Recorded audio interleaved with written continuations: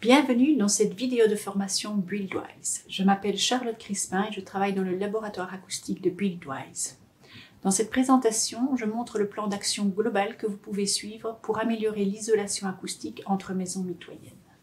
La norme acoustique pour les habitations, qui a été récemment révisée, comprend des exigences d'isolation acoustique entre les maisons mitoyennes. Dans les rénovations, la classe C est le niveau de performance minimum requis. Tout au long de cette vidéo, nous allons donc présenter des solutions qui répondent à cette exigence minimale d'isolation au bruit aérien DA de 54 dB. Dans certains cas, il sera impossible de respecter cette exigence en raison de contraintes structurelles ou autres. Le chapitre 11 de la norme permet une exemption ou une dérogation dans ce cas. Cependant, le manque de confort acoustique doit toujours être évalué et signalé.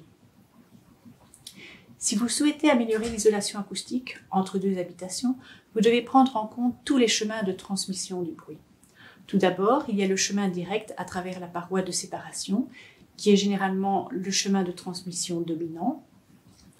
Il y a également les transmissions indirectes du bruit, via les parois latérales. On compte 12 chemins de transmission latérale, c'est-à-dire 3 chemins au niveau des 4 jonctions de la paroi de séparation. Examinons maintenant l'impact des transmissions latérales dans quelques cas concrets. Le premier cas concerne un mur mitoyen semi-lourd, par exemple constitué de blocs de béton creux de 14 cm. Les murs de façade, non dessinés sur la figure, ont la même composition. Les planchers, indiqués par F3 et F4, ont une masse surfacique de 420 kg par mètre carré, correspondant à 16 cm de béton. Les murs intérieurs, désignés par F1, sont quant à eux composés de blocs de béton cellulaire légers. Dans ce cas, il faut s'attendre à une isolation acoustique d'environ 45 dB, bien en dessous de l'exigence minimale de 54 dB pour la classe C. Si l'on examine les contributions des différents chemins de transmission, le chemin direct apparaît dominant dans ce cas. 64% du bruit transmis provient de cette paroi mitoyenne.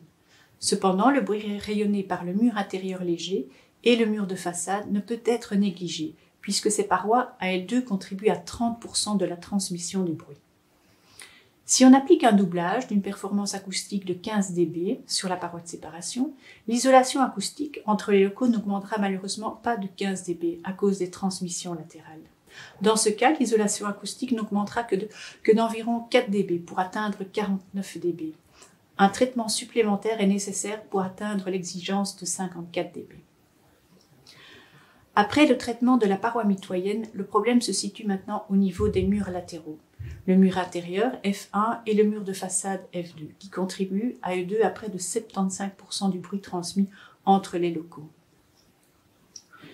Pour réduire ces transmissions, des doublages supplémentaires peuvent être appliqués sur le mur de façade et le mur intérieur. Grâce à cette intervention, l'exigence de la classe C sera atteinte.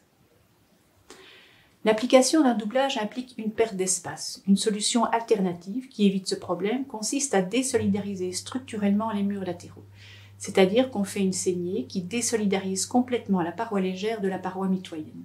La fente est alors comblée avec une mousse de polyuréthane ou une bande viscoélastique et un joint de finition. Dans cette situation, les vibrations ne peuvent plus être transmises aux parois intérieures légères. Considérons un deuxième cas.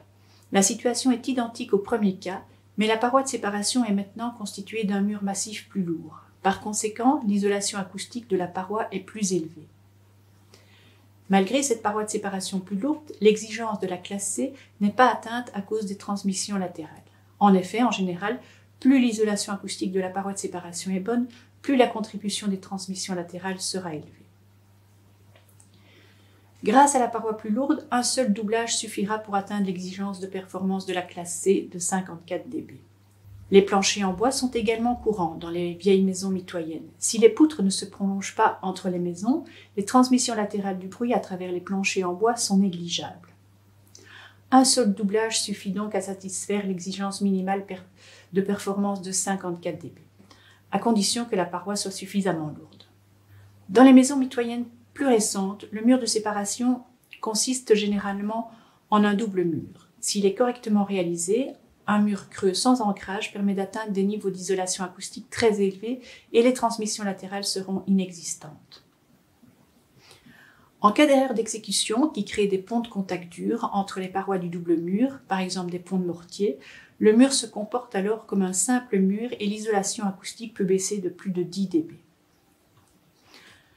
Outre les voies de transmission latérales, à travers les plafonds, les murs intérieurs et les murs de façade, d'autres points d'attention doivent être pris en compte dans le cas des maisons mitoyennes.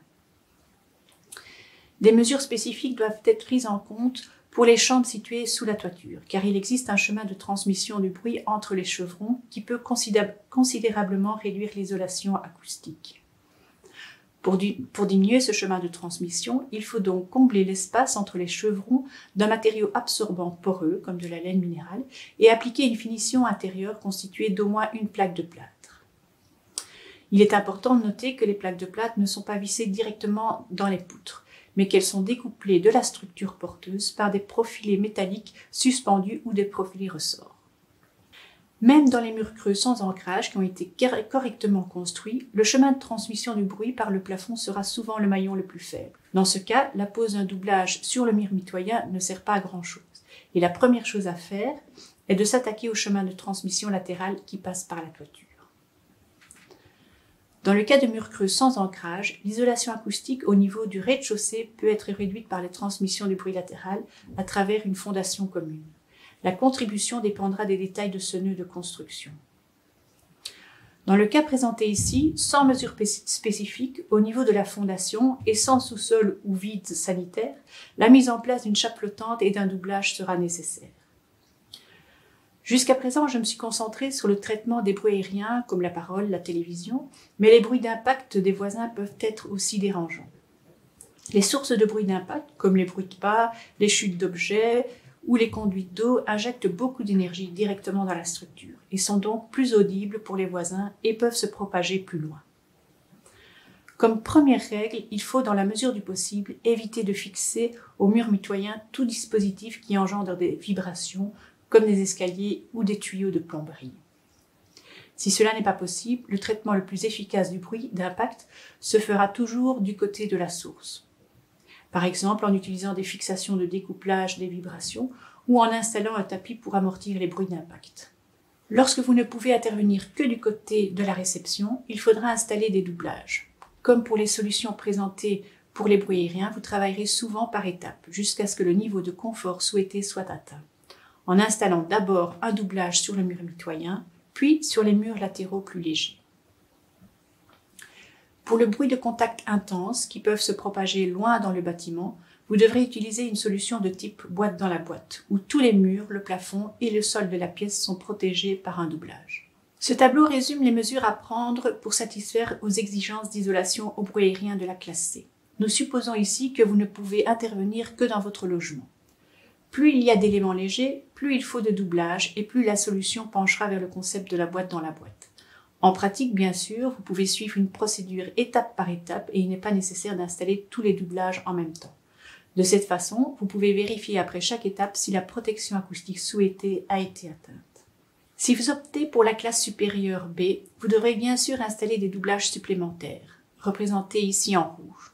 Toutefois, pour assurer que les attentes les plus élevées soient satisfaites, nous recommandons de faire appel à un bureau d'études spécialisé en acoustique. Cette formation a été réalisée dans le cadre du projet BeReal, avec l'aide financière du programme LIFE de la Commission européenne. Vous trouverez plus ample information sur le site birenovatif.be.